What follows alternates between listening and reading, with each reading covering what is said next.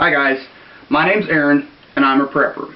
Now I'm sure you've all heard that term before, but what does it mean? Well, Merriam-Webster.com defines prep as a verb to make someone or something ready for something. Well, we've all done that before, but who are these preppers that I'm talking about? Preppers are a worldwide subculture preparing for some kind of large-scale emergency just in case it happens. I'd like to talk to you today about who preppers are, why they prep, and how they prep. To begin with, there's no specific outline or rule to make a person a prepper. Preppers can be anyone, regardless of age, sex, ethnicity, location, income, or religion. Preppers can be subtle or extreme with many degrees in between. Having a first aid kit, an emergency flashlight, or a fire extinguisher in your house can make you be viewed as a subtle prepper. Whereas spending thousands of dollars on having an underground bunker, owning a bug-out vehicle, or having a vast array of firearms and stockpiled food and water can be viewed on the more extreme side. Now that we know a little bit about just who preppers are, next I'd like to talk to you about why preppers do what they do. Many preppers try to prepare for any kind of life-altering event but may have a certain driving ideal they focus upon. Let's discuss some of those ideals. War and conflict have been a part of human nature for millennia. With media covering conflicts more now than ever before, a global consciousness has people on edge preparing for the worst. Moments after the second plane hit the World Trade Center on 9/11, chaos filled the streets of New York.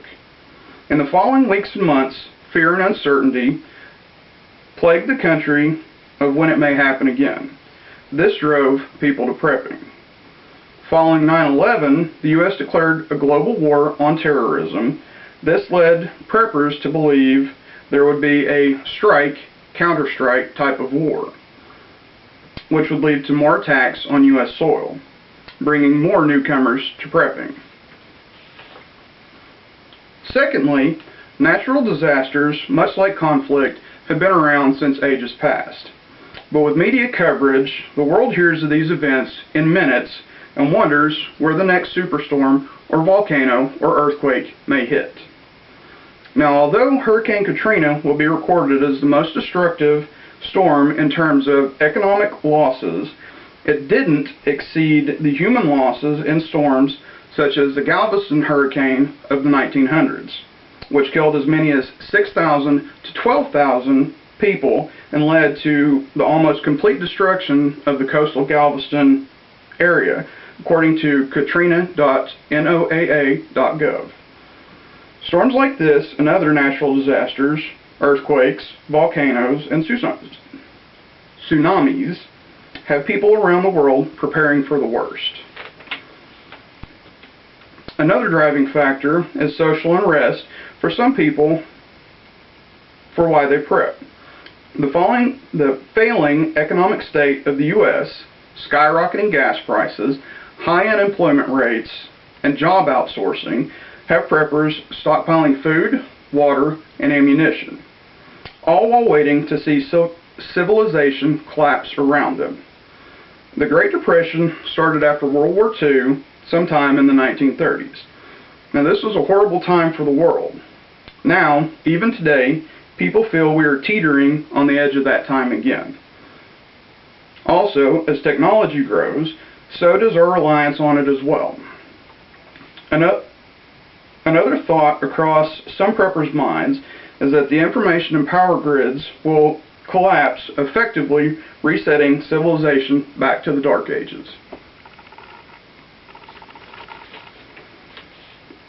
Now, these are but a few ideas for why preppers act the way they do, but these barely scratch the surface.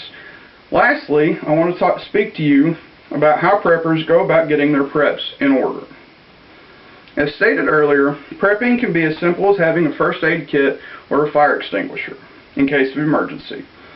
These are common everyday preps, but how do you know when to stop?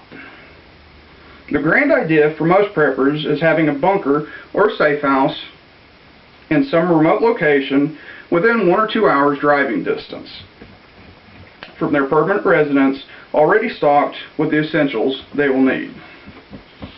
Second to that, and much more cost effective, many preppers have bug out bags